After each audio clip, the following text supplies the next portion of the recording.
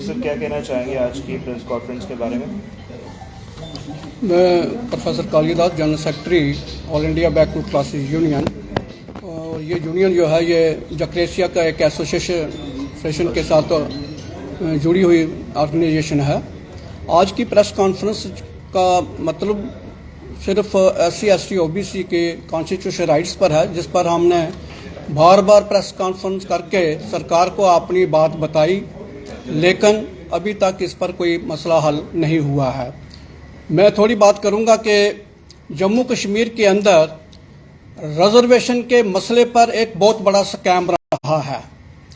1992 में supreme court की judgment आई ऑन मंडल रिपोर्ट, और यहाँ जम्मू कश्मीर के अंदर रिजर्वेशन सुप्रीम कोर्ट की जजमेंट के तहत जो 27% रिजर्वेशन थी उसको लागू नहीं किया गया। सिर्फ महज बहाना यही था कि यहाँ आर्टिकल 370 है, लेकिन 370 के किसी भी जो आर्टिकल है 370 उसमें कोई ऐसी क्लाज नहीं थी जिसमें लोगों के जो कॉन्स्टिट्यूशनल राइट्स हैं उसको रोका जाए। उसमें सिर्फ यही था कि सुप्रीम कोर्ट की जजमेंट हो या सेंट्रल गवर्नमेंट का कोई भी आर्डर हो, उसको इस जम्मू कश्मीर की असेंबली जो है वो पास करेगी और लागू करेगी।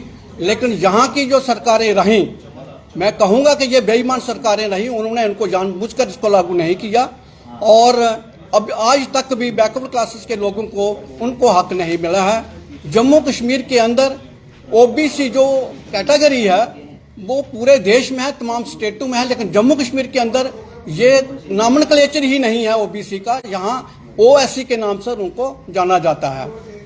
हमें उम्मीद थी 5 अगस्त 2019 को जब आर्टिकल 370 की एब्रोगेशन हुई तो जम्मू कश्मीर के OBC को, SC को, ST को ये उम्मीद हुई, जैसे कि प्रधानमंत्री जी ने कहा कि 370 के बाद एक नया कश्मीर, एक नया दौर आएगा जम्मू कश्मीर में। लेकिन 9 साल हो गए हैं बीजेपी की सरकार को, और मैं आज भी टीवी पर देख रहा था कि बीजेपी जो है, बीजेपी अपनी 9 साल की जो गवर्नेंस है उसको सेलिब्रेट कर रहे हैं, लेकिन हम जम्मू कश्मीर के अंदर OBC के लोग, SC और ST के लोग ये कहते हैं कि जितनी लूट 9 साल में बीजेपी ने OBC के अधिकारों को की है, SC और ST के अधिकारों की है, इससे पहले शायद कभी नहीं हुई थी।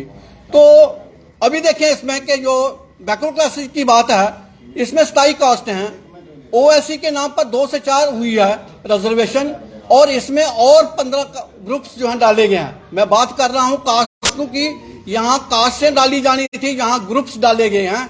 जैसे कि वेस्ट पाकिस्तानी जो है वो कास्ट नहीं है, वो ग्रुप है, इस ग्रुप को डाला गया है, और ग्रुप्स को डालकर मतलब वो कहते हैं कि ये 42 जो कास्टें बनी, ग्रुप बने, वो इनको 4% रिजर्वेशन होगी।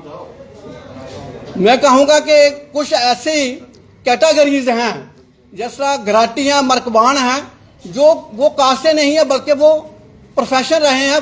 कोई भी आदमी को वो काम करेगा ग्राड का, उसको उन्होंने सर्टिफिकेट देकर रखा है। इसी तरह शेड्यूल कास्ट की जो रिजर्वेशन प्रमोशन है, जो मार्च 1 2019 का प्रेसिडेंशियल ऑर्डर है, उसके तहत जो इकोनॉमिकल वीकर सेक्शन की रिजर्वेशन थी 10%, वो तो लागू हो गई पूरे देश में और यहाँ भी लागू हो गई, लेकिन रिजर्वेशन प्रमोशन लागू नहीं हुई है। जम्मू कश्मीर के अंदर वो तमाम रूल जो कहीं भी नहीं लागू होते हैं यहाँ लागू हैं। जैसे RBA है, RBA 20% था, अभी उन्होंने 10% किया है। यहाँ LOC है, अब ALC जोड़ा गया है। LOC, ALC और या RBA, ये सारी की सारी रिजर्वेशन एक कैटेगरी के हैं, जबकि ये किसी पूरे देश में किसी स्टेट में लागू नहीं होती हैं। ये एरिया के नाम पर कुछ नहीं है। अब पहाड़ियों को ये दर्जा दे रहे हैं शेड्यूल ट्राइब स्टेटस। ये मंशा ये है कि शेड्यूल ट्राइब के लोगों की रिजर्वेशन को डिल्यूट करने के लिए शेड्यूल पहाड़ियों को रिजर्वेशन दी जाए। जम्मू कश्मीर का तकरीबन 80-90% इलाका जो है वो पहाड़ी है, तो फिर सबको देना चाहिए पहाड़ियों के नाम पर। अगर कोई पहाड़ी बोलता तो उसको रिजर्वेशन मिलनी चाहिए, अगर कोई डोगरी बोलता तो उसको डोगरी के नाम पर रिजर्वेशन देनी चाहिए, कश्मीरी बोलता तो कश्मीरी के नाम पर रिजर्वेशन देंगे। जितनी भी reservation new category Jammu Kashmir के अंदर की गई हैं, ये बिल्कुल मन गढ़ंत हैं और कंकाक्टेड स्टोरीज बनाई गई हैं। ये रिजर्वेशन नहीं है, बल्कि OBC SC ST के जो रिजर्वेशन ड्यू राइट्स हैं उसको लूटने के लिए, उसको डाइवर्ट करने के लिए सारा सिस्टम है। जम्मू कश्मीर के अंदर अभी तक 78% रिजर्वेशन जो है वो 15% लोगों को जाती है, बाकी 15% लोगों को जाती है। 78% इसको नोट करेंगे आप। 8% शेड्यूल्ड कास्ट को है और 10% शेड्यूल्ड ट्राइब को है, 4% ओएससी को है। बाकी जितनी रिजर्वेशन है वो सारी की सारी अपर कास्ट को जाती है, वो 78% बनती है और उनकी पॉपुलेशन 15% बनती है। एट द एंड आप क्या चाहते हैं? हम तो क्या क्या कर थक गए हैं। मैं पर्टिकुलरली जनरल सेक्रेटरी के तौर पर, all India backward class union के जनरल सेक्रेटरी के तौर पर मैं ये कहूंगा कि अब हमारे पास गवर्नमेंट के आगे कोई डिमांड रखने का कोई ऑप्शन बाकी नहीं बचा। मैं तो सिर्फ बैकवर्ड क्लासेस के शेड्यूल्ड ट्राइब के लोगों को ये कहूंगा कि तमाम पॉलिटिकल पार्टी से बाहर निकलकर अपने प्लेटफॉर्म पर आकर काम करो, ताकि आप अपनी बात लोगों तक पहुंचा सकें। या भीम, या भारत।